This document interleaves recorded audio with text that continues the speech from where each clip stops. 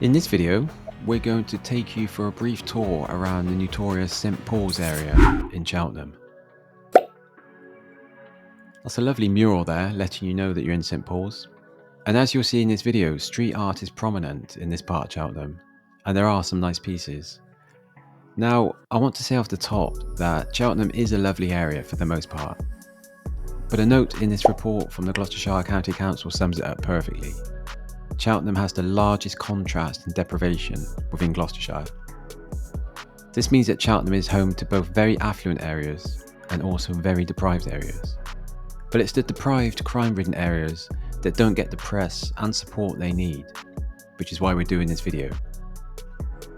As we drive around, you'll notice that St Paul's looks relatively tidy compared to some of the areas we've covered on this channel.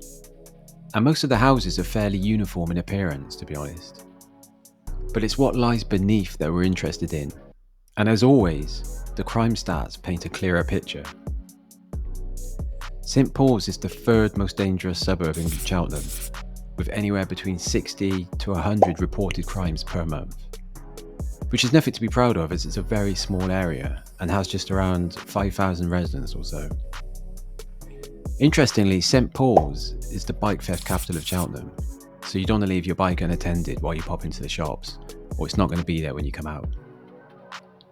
Some of the news headlines that come out of St Paul's are pretty terrifying, to be honest, and they cover everything from murder to terrorism, such as this one, which is an arrest for some terrorist plots, various stabbings and murders, drug raids, and so on.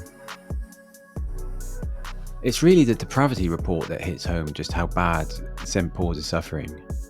St Paul's is the second most deprived area in Cheltenham, and it's in the bottom 10% for the entire country. It's hard to believe that while walking or driving around most of the area, but these stats are a harsh reminder that many of the residents don't have the basic things most of us take for granted, and that's something I'd like to see addressed. As you can see from the footage, the way most of St Paul's is designed is like a network of tight roads with terraced houses and very little space to move around, and people don't have enough parking. I'm sure you'll agree with me that no one really likes living in close proximity to other people, and I'm sure there is a correlation between the number of people living in a square mile and the number of issues. So it's really not a surprise that there are so many issues in St Paul's. St Paul's is also really close to the town centre and the brewery quarter, which is where the cinema and some other shops are. And it's also where a lot of Cheltenham's nightlife is, so I'm sure there's a lot of students living here and a lot of foot traffic at night.